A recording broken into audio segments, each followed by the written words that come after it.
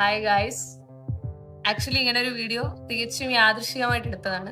പ്രത്യേകിച്ച് റീസൺ ഒന്നുമില്ല. Still ചിലർക്കെങ്കിലും relatable ആയേക്കാവുന്ന ഒരു സംഭവത്തെ പറ്റി സംസാരിക്കാനാണ്.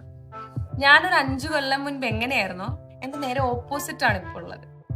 Stress, anxiety, over thinking, procrastination, അങ്ങനെ ലിസ്റ്റിൽ ഒരുപാട് കാര്യങ്ങളുണ്ട്. ചില നേരങ്ങളിൽ എനിക്ക് ആരോടും സംസാരിക്കാൻ പറ്റാറില്ല. ഭയങ്കര ഡെസ്പായാൽ പോലും എനിക്ക് ആരോടും മിണ്ടാൻ പറ്റാറില്ല. ഷെയർ ചെയ്യാൻ ബുദ്ധിമുട്ടാണ്. പെട്ടെന്ന് ട്രിഗേർഡ് ആവും.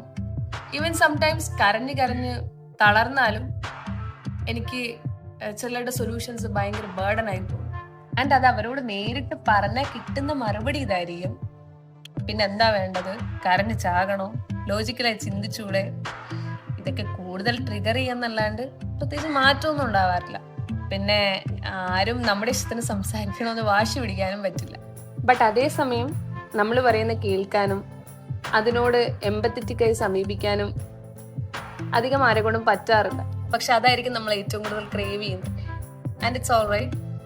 Sometimes in our worst times we need our space as well as company to figure ourselves out, അല്ലേ? എന്റെ പരിമിതമായ എക്സ്പീരിയൻസ് കൊണ്ട് എനിക്ക് മനസ്സിലായ എന്തെന്ന് വെച്ചാൽ, അങ്ങനെയുള്ള കമ്പനി കിട്ടാൻ വളരെ ബുദ്ധിമുട്ടാണ്. എന്ന് വെച്ച് നമ്മുടെ മോശം സമയങ്ങളിൽ ആരുമില്ല എന്ന് വിചാരിച്ച് ഇരിക്കുകയും ചെയ്യരുത്. ചിലപ്പോൾ നമ്മൾ പോലും എക്സ്പെക്ട് ചെയ്യാത്ത പലരും നമുക്ക് വേണ്ടി സമയം കണ്ടെത്തും. അങ്ങനെയുള്ളവരെ കൈവിട്ട് കളയരുത്. ബന്ധങ്ങളിൽ അണ്ടർസ്റ്റാൻഡിങ്, കെയറിങ്, എമ്പതി ഒന്നും ഒരിക്കലും വൺ സൈഡായി പോകരുത്. ഹെൽപ്പ് കണ്ടപ്പോൾ റീച്ച് ഔട്ട് ചെയ്യുക, മനസ്സിലാക്കുക, ഫോഴ്സ്ഡ് അല്ലാണ്ട് ഹാപ്പിനെസ് കണ്ടെത്തുക.